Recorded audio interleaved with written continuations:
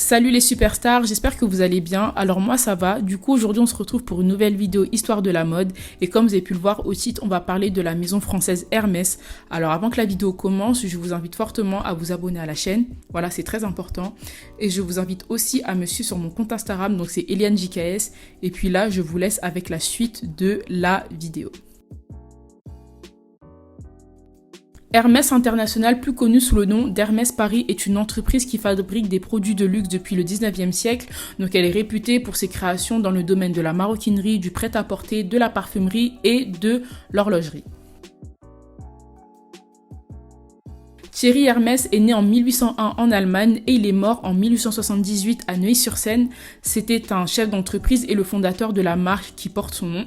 Il est le 6e enfant d'une famille protestante et ses parents meurent en 1821. Il faut savoir que la même année, Thierry Hermès il décide de s'installer dans la ville de Pont-Audemer en Normandie et là-bas il va devenir apprenti artisan chez un artisan sellier harnacheur. Alors pour ceux qui ne savent pas ce que c'est une personne qui travaille le cuir pour réaliser des pièces d'harnachement pour les chevaux et leurs cavaliers. L'histoire de la marque commence en 1837 lorsque Thierry Hermès décide d'ouvrir une petite boutique en tant que maître artisan harnacheur sellier à Paris. Et 30 ans après l'ouverture de sa boutique, le créateur il va recevoir sa toute première récompense à l'exposition universelle d'art et d'industrie. Et il s'agissait du coup d'une médaille de première classe. Après ça, en fait, sa carrière, elle va être propulsée à un niveau international et le chef d'entreprise franco-allemand, il parvient à obtenir une clientèle ultra prestigieuse. Du coup, les rois et les présidents du monde entier faisaient appel à lui. Après la mort de Thierry Hermès en 1878, ce sont ses deux petits-fils Adolphe et Émile Maurice qui reprennent l'entreprise familiale. Ensemble, ils vont réussir à moderniser l'image de la marque en développant la maroquinerie et très vite, Hermès va devenir une référence en matière de sacs. Et les deux frères, ils ont également apporté beaucoup de changements dans tous les domaines. Par exemple, ils sont les premiers à avoir importé la fermeture à glissière en France. En 1937, les deux frères créent le premier carré Hermès, donc c'est la création que vous voyez à l'écran. Il s'agit d'un foulard en soie qui a été porté par de nombreuses célébrités à l'époque comme Jackie Kennedy ou encore la princesse Grace Kelly. En 1949, la marque crée sa première cravate pour hommes et face au succès de cette création, la marque elle décide de lancer une production de masse et cet accessoire en soie va devenir une pièce incontournable de la maison Hermès. En 1956, Hermès crée le sac Kelly. Alors il faut savoir que le sac il a été dessiné en 1930 par Robert Dumas, le beau-fils d'Émile Hermès. Et cette création va connaître un succès fou lorsqu'une photo de la princesse Grace Kelly va faire le tour du monde. Et sur cette photo, comme vous avez pu le comprendre, elle portait le sac. Et la marque, du coup, pour lui rendre hommage, elle a décidé de le nommer Kelly. En 1967, la marque sort sa toute première collection de prêt-à-porter féminin et c'est la styliste franco-hongroise Catherine de Caroli qui a dessiné toutes les tenues. Elle va travailler pour la maison jusqu'en 1980 et c'est d'ailleurs elle qui est à l'origine de la fameuse boucle H. En 1984, Hermès crée le sac Birkin. Ça, je pense que c'est une création que vous connaissez tous, mais dans tous les cas, pour ceux qui ne connaissent pas, je vais vous expliquer un peu comment est-ce que le sac a été créé et c'est assez improbable quand même. Alors, il faut savoir que ce sac, c'est le fruit d'une rencontre dans un avion entre Jean-Louis Dumas, du coup le fils de Robert Dumas, et l'artiste anglaise Jane Birkin.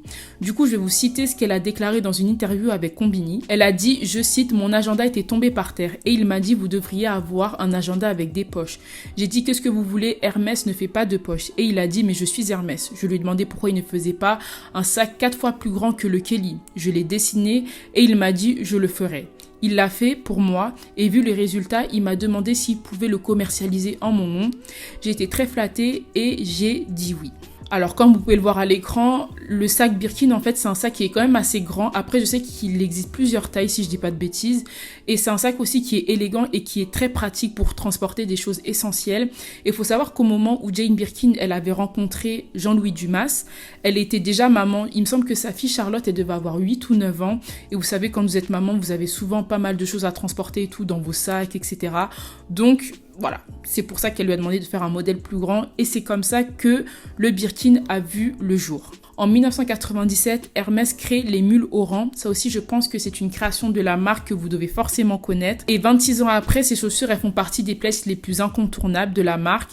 Elles sont super chic et adaptées pour les périodes estivales.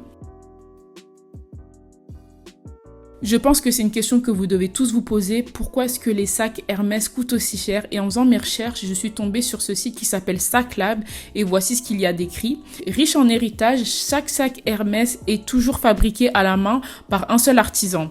Un sac Birkin, par exemple, est fabriqué en environ 40 heures de travail. La fabrication d'un sac Kelly prend environ 20 heures, dont 4 sont consacrées à la seule fabrication de la poignée. Étant donné qu'Émile Hermès avait 4 filles, il a décidé de passer le flambeau à un de ses beaux-fils et parmi eux, il y avait Robert Dumas et c'est lui qui va succéder à son beau-père.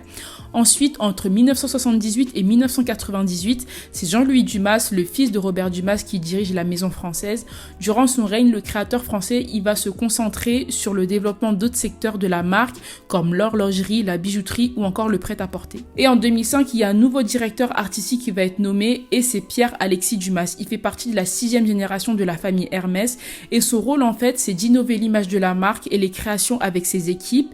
Hermès ce n'est pas qu'une marque de maroquinerie mais c'est également une marque de bijouterie et en 2010 la marque française décide de sortir sa toute première collection de haute bijouterie et en 2015 Hermès va collaborer avec Apple pour créer la Apple Watch Hermès. Ensuite, après le départ de Jean-Louis Dumas, c'est bien évidemment le créateur belge Martin Margiela qui devient le nouveau directeur artistique de la collection des femmes jusqu'en 2004. Après le départ de Martin Margiela, c'est le français Jean-Paul Gaultier que l'on surnomme aussi l'enfant terrible de la mode qui va lui succéder et il va rester directeur artistique des collections pour femmes jusqu'en 2010.